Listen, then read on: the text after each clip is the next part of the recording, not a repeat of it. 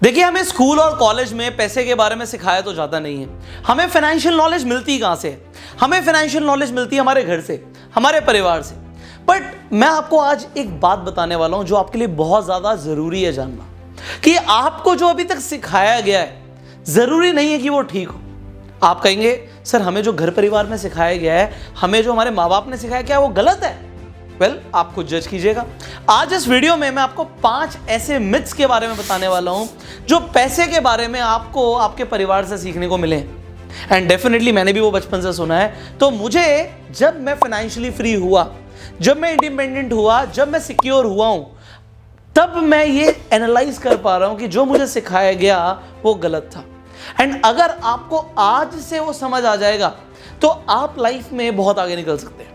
अब वो मिथ्स क्या क्या है, आइए एक एक करके जानते हैं। सबसे पहला मिथ, जो मैं मिथ बोल रहा हूं, पहले आपके लिए वो ठीक हो सकता है, आपको बचपन से सुनाया गया है, बताया गया है, और अब आपके सबकॉन्शियस ब्रेन में जा चुका है कि जितनी चादर है उतने पैर पसारो। जितनी चादर है उतने पैर पसारो। इंग्लिश में बोले तो spend less than you earn. जितना आप कमा रहे हो उससे कम खर्चा करो। वेल, इसमें क्या गलत है, क्या सही है, आइए इसे एनालाइज करते हैं। देखिए, मुझे ऐसा लगता है, मैं पर्सनली ऐसा फील करता हूं कि अगर इंसान जितनी चादर है उसी में पैर फंसा रहेगा तो कभी ना कभी वो चादर फट जाएगी, छोटी पड़ जाएगी, गल जाएगी, फट जाएगी, कुछ भी हो सकता है उसका। इसका मतलब है कि अगर एक इंसान के पास आज एक इनकम की एक फिक्स सोर्स है, मान लीजिए उसको 20,000, 30,000, 50,000 हर महीने मिलते हैं, तो वो उसकी चादर है और उसी में वो पैर पसार रहा है। किसी दिन कोई चादर खींच के ले गया तो क्या होगा? मुझे ऐसा लगता है कि इंसान के पास कम से कम मल्टीपल चादरें होनी चाहिए। मुझे ऐसा लगता है कि आपके पास आपकी अर्निंग ज़्यादा होनी चाहिए जितना आप खर्चा करते हो, और उसके लिए आपका फोकस खर्चे पर नहीं, इनकम पे होना चाहिए। तो अगर आप अपनी चादर को बड़ा करें या फिर आप ज़्यादा चादरें ले आएं, तभी आप आराम से सो सकते हैं। वरना अगर एक ही चादर होगी ना तो कोई ना कोई आके छीन लेगा, और लोगों के साथ जब ऐसा होता है तो वो कहीं के नहीं रहते। But you be prepared for this before hand. Now दूसरा मिथ, आप लोगों को बचपन से सिखाया गया, भाई खर्चा कम करो। बोला नहीं बोला? आपके घर में आपकी मदर ने आपको बोला होगा, आपके फादर ने आपकी मदर को भी बोला होगा, भाई खर्चा कम करो, खर्चे पे कटौती करो। बट खर्चे पे कटौती करने से किसी का फायदा नहीं होना। भाई मुझे जब बचपन में सुनने को मिला, मुझे लगा अगर हम खर्चा कम करेंगे तो हमारा लाइफस्टाइल भी तो इंपैक्ट होगा। तो इसका सोल्यूशन क्या है? इनकम बढ़ाना।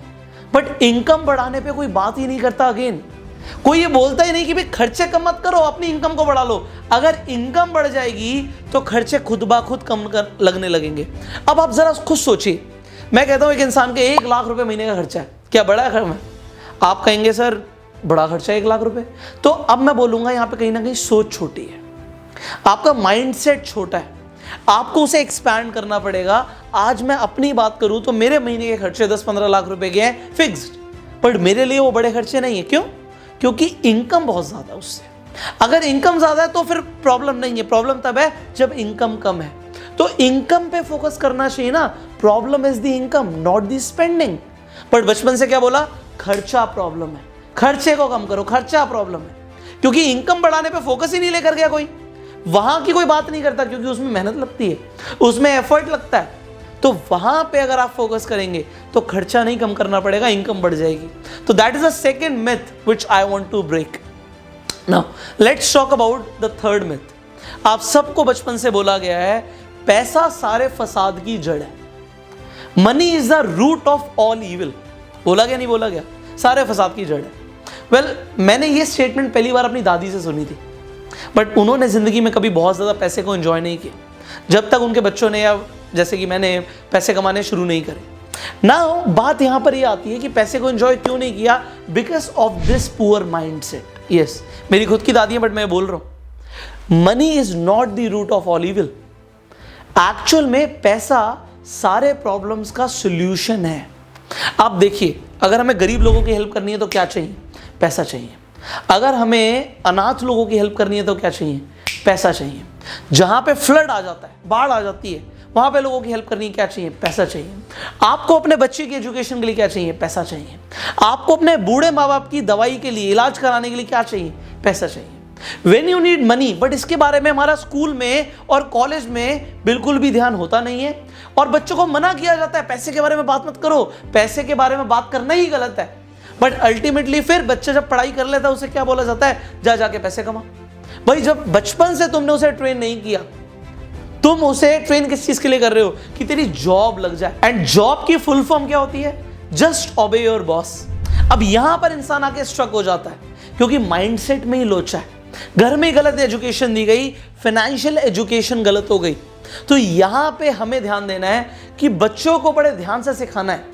कभी बच्चों के सामने ये नहीं बोलना कि पैसा सारे फसाद की जड़ है, उन्हें बोलना है money is a blessing brother, money is the energy, जितनी हो उतनी अच्छी है।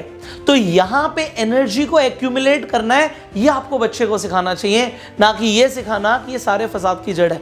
वहां पे आप समझिए चोरी कौन करता है, चोरी वो इंसान करता है जिसके पास पैसे नहीं होते, जिसके पास नहीं है वो गलत काम कर रहा है, जिसके पास है वो हेल्प कर सकता है।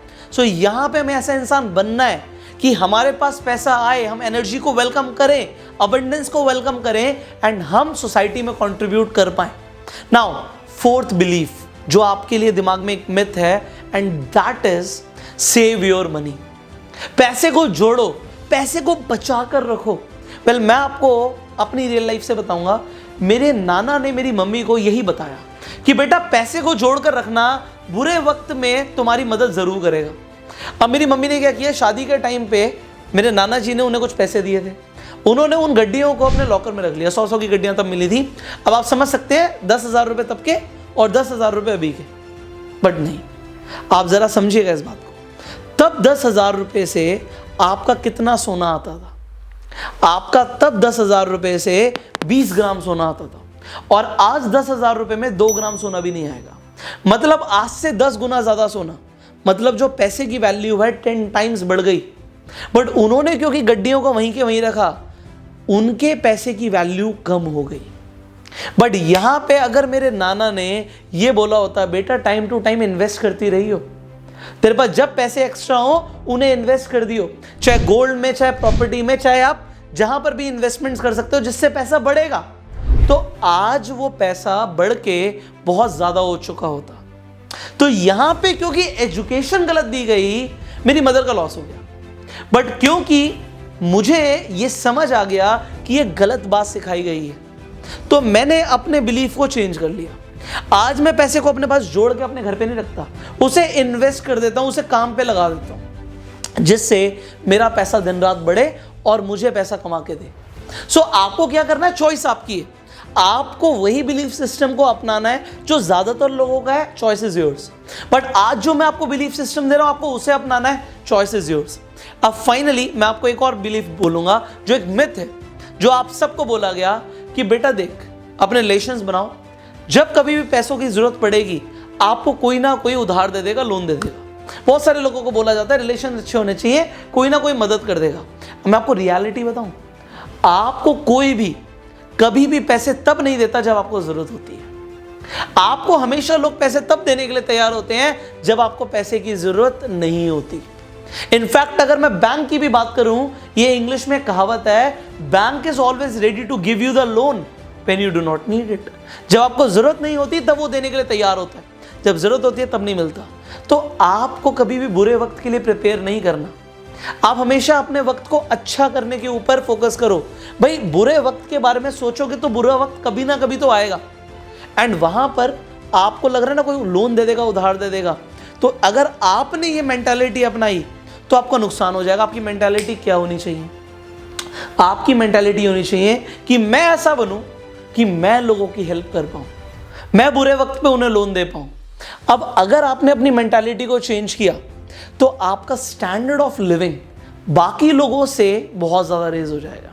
बट अगर आपने इन मिथ्स को नहीं तोड़ा तो आप भी उसी विशियस सर्कल पर आ जाओगे। जैसा कि एक सांप को अगर आपने देखा हो, अगर एक सांप अपनी पूंछ को खुद खाए तो वो कैसा लगता है?